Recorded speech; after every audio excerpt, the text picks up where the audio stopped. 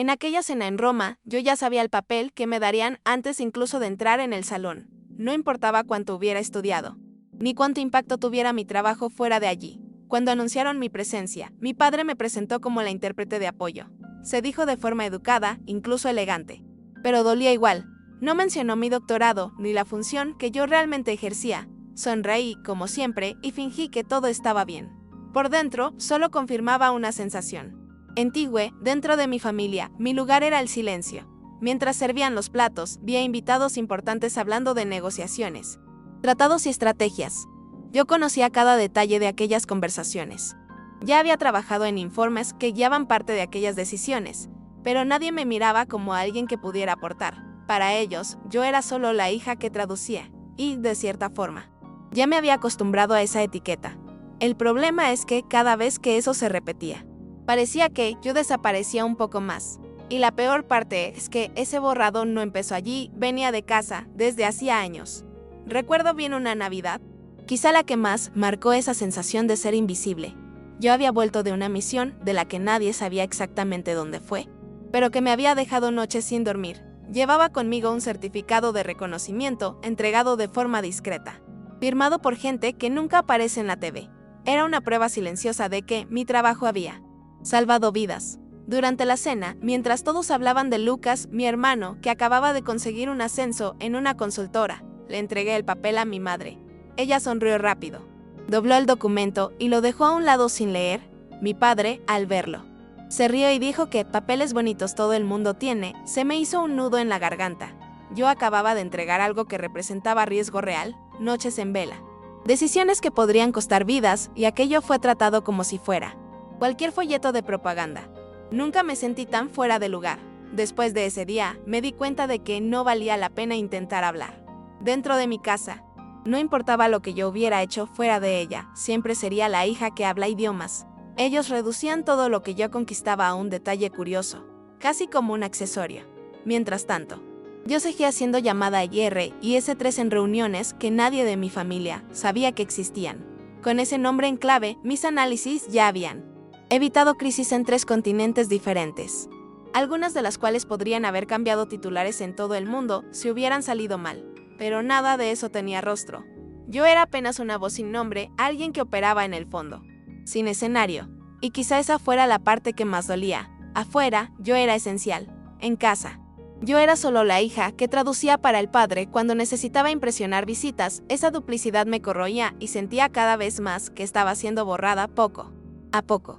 Con el tiempo, fui percibiendo que el borrado no era solo desidia, sino parte de una estructura bien definida. Un ejemplo claro fue cuando intenté compartir un logro que, para mí, tenía mucho valor. Había sido seleccionada para representar al equipo técnico en una cumbre estratégica de la OTAN con I.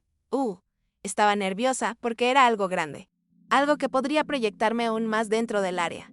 Se lo conté a mi madre, esperando al menos un gesto de orgullo. Lo que recibí fue una mirada cansada y la frase seca: no seas dramática, deja que tu padre brille. Aquello me alcanzó de lleno, porque en ese instante quedó evidente que mi silencio les era funcional. Cuanto menos hablara yo, más espacio había para la imagen de mi padre como el gran diplomático de la familia. Fue cuando me di cuenta, con dolor, de que no solo era ignorada. Me habían moldeado para ser invisible, para encajar en el escenario sin quitarle foco a nadie. Esa constatación me hizo revisitar muchas situaciones antiguas que antes yo pensaba que eran solo descuido. Me di cuenta de que, desde temprano, siempre que intentaba compartir algo mío, alguien cambiaba de tema o le restaba importancia.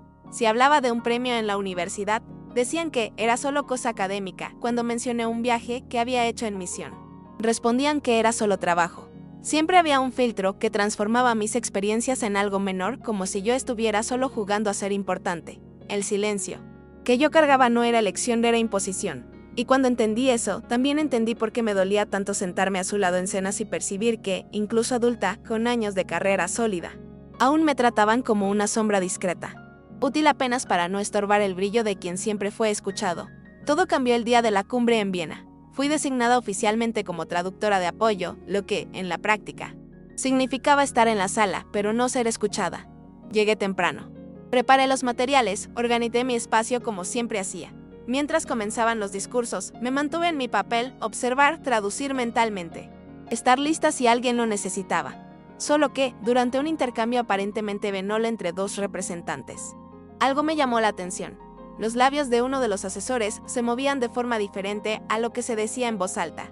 Era un mensaje oculto, un código que reconocí al instante. Mi cuerpo se heló, pero la mente funcionó. Rápido, era preparación para un ataque dirigido. Yo sabía que no podía ignorarlo. Activé discretamente el protocolo SIGME, un recurso que solo usamos en situaciones extremas. Y en segundos el equipo de seguridad ya estaba en alerta. La sala se convirtió en un caos controlado. Entraron guardias, los movimientos fueron contenidos. Y un ataque contra el general Detlef fue evitado por poco. Lo que vino a continuación aún parece un borrón, pero recuerdo con claridad el momento en que el general, después de estabilizado, exigió saber quién había identificado la amenaza. Nadie respondió de inmediato, hasta que él señaló directamente hacia mí. Fue ella. El silencio en la sala fue ensordecedor. Por primera vez, en un espacio donde siempre me habían tratado como invisible, todas las miradas estaban en mí, no como la hija del embajador, no como la intérprete de apoyo, sino como la persona que había salvado la vida de uno de los hombres más importantes de aquella sala. Yo no dije nada, solo permanecí firme. Dentro de mí, algo finalmente encajó. Tras el incidente, nos llevaron a una sala de seguridad restringida. Yo, aún con la adrenalina alta, me senté frente a computadoras e informes para detallar lo que había visto. Fui llamada para conducir el debriefing de la operación, algo que nunca había ocurrido antes en público. Estaba acostumbrada a enviar análisis por canales cifrados, sin rostro y sin firma, pero allí ante generales y representantes. Hablaba en primera persona. Explicaba las señales que percibí, el patrón de comunicación utilizado y cómo conecté aquello al protocolo de riesgo. Mientras describía cada paso, notaba que nadie se atrevía a interrumpirme. El respeto ya no estaba en el apellido Lan, sino en la claridad con la que yo conducía cada detalle. Por primera vez, mi voz llenaba la sala. Fue en ese momento cuando mi padre intentó entrar. Lo vi por la puerta de vidrio cuando llegó, con la postura firme de siempre, esperando que su presencia fuera suficiente para atravesar cualquier barrera, pero el guardia bloqueó la entrada. Él discutió, mostró el gafete, intentó argumentar. Del otro lado, el general Detlef, con una calma casi solemne, respondió: la sesión es restringida. La señorita Lan está al mando. Vi a mi padre paralizarse. Sin palabras. Fue extraño. Una vida entera acostumbrándome a verlo como la figura que ocupaba cualquier sala, y allí estaba él parado afuera, sin voz. Era demasiado simbólico. Por primera vez, él experimentaba el lugar que siempre había sido el mío. Después de la reunión, cuando la situación ya estaba bajo control, me quedé unos minutos sola en aquella sala segura. Aún sentía el corazón acelerado, pero también una extraña serenidad. Era como si toda la lucha silenciosa de años se hubiera materializado allí. En ese instante en que mi voz por fin tuvo peso, no necesité subir el tono ni suplicar para ser escuchada. Bastó hablar con la firmeza de quien sabía de lo que estaba diciendo. Fue un contraste doloroso con todas las veces en que, dentro de mi casa, mis palabras eran tratadas como si no pasaran de ruido de fondo. La diferencia es que allí cada frase mía era registrada, tomada en serio, transformada en acción inmediata. Esa noche, en el hotel, no conseguí dormir. Revivía la escena en mi cabeza repetidamente, el general señalándome, la sala en silencio. Mi padre bloqueado afuera. No se trataba de venganza. No sentí placer al verlo perder espacio. Lo que sentí fue algo más profundo, una liberación. Como si finalmente me hubieran arrancado de una sombra en la que me colocaron desde pequeña. Durante tanto tiempo creí que mi valor dependía de que alguien lo reconociera. Pero esa noche quedó claro, mi valor estaba en los resultados, en el impacto que yo causaba, incluso cuando nadie quería ver. Solo que ahora, todos habían visto, y esa diferencia lo cambió todo. En los meses siguientes, mi rutina cambió de una forma que jamás habría previsto. Fui llamada para asumir la División de Inteligencia Lingüística Avanzada en Langley. Recibí la insignia oficial por primera vez. Mi firma estaba en la parte superior de las órdenes. Analistas que antes solo conocía por nombres en clave empezaron a llamarme Oye Todo, un apodo que nació de mi capacidad para captar detalles en medio del caos. Al principio, me extrañó ese reconocimiento abierto. Me había acostumbrado demasiado a ser la sombra que sostenía a los bastidores, pero poco a poco fui entendiendo que liderar no significaba gritar ni aparecer en titulares, se trataba de dar claridad y dirección, y esta vez, nadie podría borrarme. Fue curioso ver cómo reaccionó mi familia. Mi padre nunca comentó directamente el episodio de Viena. Hacia afuera, seguía presentándose como la figura impecable, intocable, pero me di cuenta de que algo había cambiado. Ya no me interrumpía en las conversaciones, no reducía mis intervenciones a detalles técnicos. Mi madre, por su parte, comenzó a tratarme con una cautela diferente, como si tuviera miedo de volver a disminguirme. Julien y Lucas, mis hermanos, seguían en el mismo tono superficial de siempre, pero había un cuidado nuevo en la forma en que hablaban delante de mí. Era como si todos estuvieran intentando reorganizar los papeles, sin admitir en voz alta que la narrativa había dado la vuelta. Una escena en particular me marcó en ese periodo. Estábamos en una cena más reservada, solo familiares, y mi padre comenzó a hablar sobre un contrato diplomático que estaba en marcha. Por primera vez en toda mi vida, se volvió hacia mí y preguntó: ¿Qué piensas de esto, Nina? La mesa quedó en silencio. Respondí con naturalidad, analizando los riesgos y las implicaciones, sin dar importancia al bochorno de los demás. No se trataba de haber ganado espacio.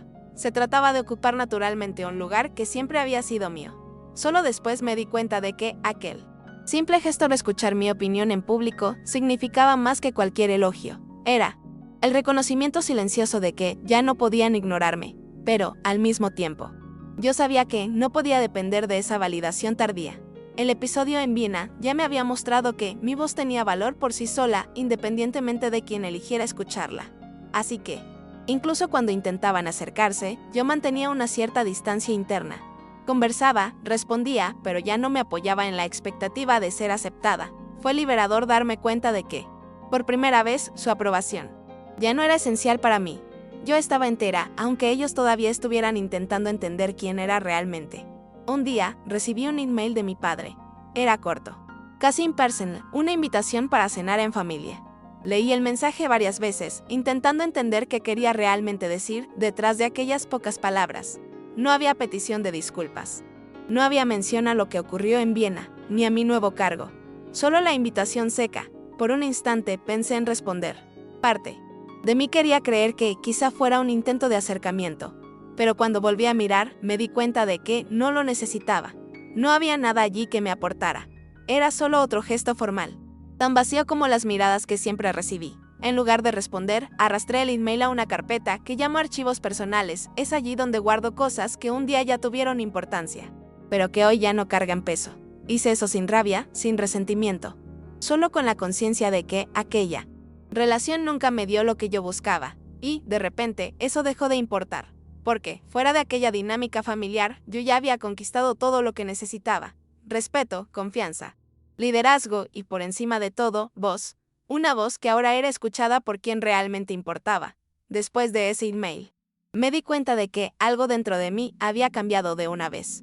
Durante años, cargué con una ansiedad constante de ser validada por mi familia, de tener mi trabajo reconocido, de escuchar al menos una vez que estaban orgullosos. Pero, en ese punto, me di cuenta de que esa necesidad simplemente se había evaporado. No porque ellos finalmente me hubieran reconocido, sino porque yo ya no esperaba nada.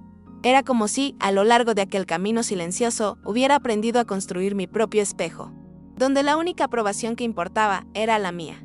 Y eso hizo una diferencia enorme en la forma en que encaraba no solo a mi familia, sino también mi trabajo y mis relaciones personales. Lo que me fortaleció aún más fue ver cómo mi equipo me trataba. Nunca necesité pedir respeto. Nunca necesité forzar autoridad. Ellos escuchaban porque sabían que mi voz venía de experiencia real, de decisiones que ya habían salvado vidas. Cuando un analista junior me llamó líder serena, me di cuenta de cuánto eso me definía mejor que cualquier título oficial. No necesitaba titulares, ni a un padre orgulloso presentándome en cenas de gala. Mi trabajo hablaba por sí solo. Y quizá ese haya sido el mayor giro: entender que, incluso cuando mi familia me borró, el mundo de afuera siempre me dio espacio. Solo que ahora yo había aprendido a verlo. A veces, todavía recuerdo la sensación de estar sentada en cenas familiares, escuchando a mis hermanos ser elogiados por logros que, para mí, parecían tan pequeños frente a lo que yo ya había vivido en el campo. No es envidia, es solo el recuerdo de lo injusto que era tener que callarme para no arruinar el ambiente.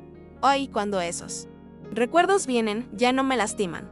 Solo sirven como recordatorio de cuánto necesité ser fuerte en silencio, porque no había nadie allí que quisiera oír mi versión, y, de cierta forma, eso me dio una coraza que terminó siendo útil. Aprendí a sostener mi lugar sin necesitar aplauso. Lo más simbólico, sin embargo, fue percibir que la vida siguió para todos. Mi padre sigue siendo embajador jubilado, aún admirado por muchos. Mi madre todavía mantiene la pose elegante como si nada hubiera pasado. Mis hermanos siguen sus carreras cómodas. Y yo sigo la mía de un modo que quizá ellos nunca comprendan. Pero la diferencia es que, ahora, no me importa. La silla, que nunca me ofrecieron yo misma, la ocupé en otro espacio mucho mayor que el de ellos. No necesité competir. No necesité suplicar. Solo necesité existir entera en el lugar correcto, en el fondo. Creo que el mayor aprendizaje de todo esto fue percibir que no existe fuerza mayor que la de escucharse a una misma cuando nadie más quiere. Escuchar. Durante años creí que mi voz era demasiado pequeña, que necesitaba ser confirmada por alguien más fuerte, más experimentado, más importante, pero cuando salvé aquella vida en Viena, cuando conduje a aquella sala en silencio absoluto, entendí que nunca faltó potencia en mi voz. Lo que faltaba era espacio. Y cuando finalmente se abrió, yo ya estaba lista. Esa conciencia es algo que llevo conmigo todos los días, en cada decisión, en cada nueva misión. Hoy, cuando pienso en mi familia, no siento rabia ni resentimiento. Siento distancia. Ellos nunca escucharon de verdad. Y quizá nunca escuchen. Pero eso ya no me define. Guardé la invitación de mi padre en una carpeta, junto con otros papeles sin peso, y sigo adelante. Porque ahora, quien necesita oír, ya escucha, y eso basta. La voz que intentaron silenciar se convirtió en la base de mi trabajo, de mi identidad, de mi vida. No necesité gritar para existir. Solo necesité seguir hablando hasta que el mundo correcto me escuchara. Y aquel día en Viena, por primera vez, yo misma me escuché entera.